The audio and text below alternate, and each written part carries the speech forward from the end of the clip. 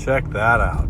That's got to be about a 525 or 530 pre-LCI. Could be a 545, maybe. Pretty sure it's wrapped.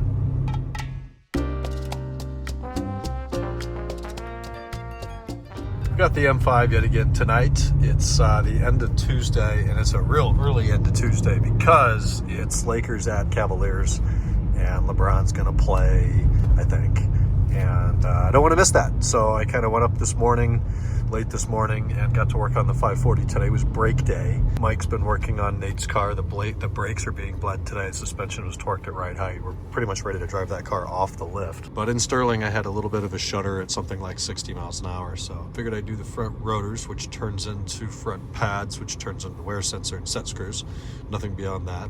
And then in the back, we redid everything, and I had no idea what the condition of the parking brake was, so we did that. It was actually pretty good, but those parts on the 540 are all super, super cheap. So if nothing else, everything's come apart and thoroughly cleaned, put back together, torqued this back. I just know it's done. We got service history for it now. So all fresh brakes.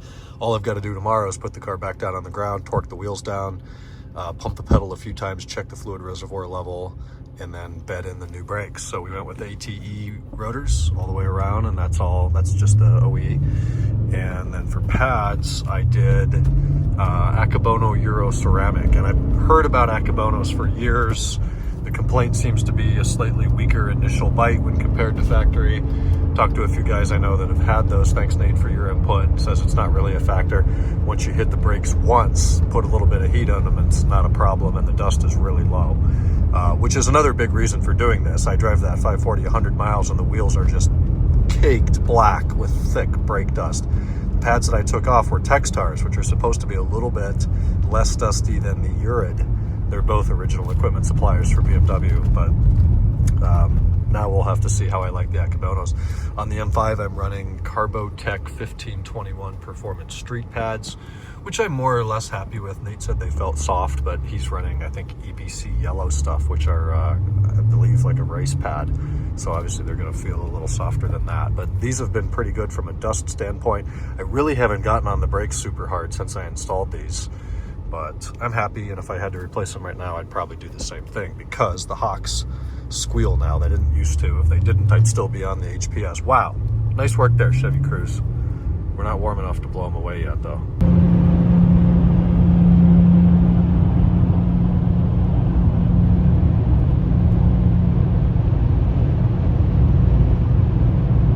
Check this thing out. I don't even know what color that is. Early ass 540 on the Octopus Wheels. Cool as hell. I went through the little parking lot here at the 7-Eleven and dentist office because he pulled in there.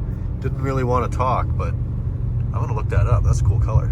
Kenan was in the neighborhood tonight, had dinner in the ranch with somebody, and stopped by for a little bit. So we've been catching up inside, watching some YouTube videos about homes for sale in La Jolla. Man, we got a lot of work to do. It's like $18 million homes. They're all super modern though, and they look like dentist offices. They're just cold, hard stone and metals everywhere. I don't know, I like something a little bit more traditional. This evening after the game, which was fun to watch, even with the Laker loss, Cleveland looks fantastic. I dug into building a spreadsheet for the 540, and I said I wasn't going to do it, but I want kind of an internal way to just be able to Command F and search a part number, check the mileage more easily than going back and finding what will become multiple Shop Monkey invoices. But started with a few service records I found in the car when we got it. They were in the trunk. And then I'm going off of the electronic work order that we've done. And it's gonna take a lot of time to copy and paste all the part numbers, the vendors, what the part cost versus what I am selling it for to myself as a client. It's gonna be a lot of work. So I probably got about a quarter of it done in like 3 or 4 hours. But I'm not gonna go late tonight. I'm gonna get to sleep, get some rest. Tomorrow is hump day already. We're gonna wrap up the 540 brakes, bed those pads in, torque the wheels down, and then get back into, at least my work schedule, will get back into customer cars, finishing up Nate's.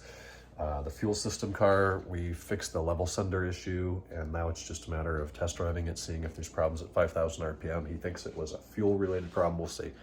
Got to figure it out tomorrow. But I'll talk to you guys then. Good night.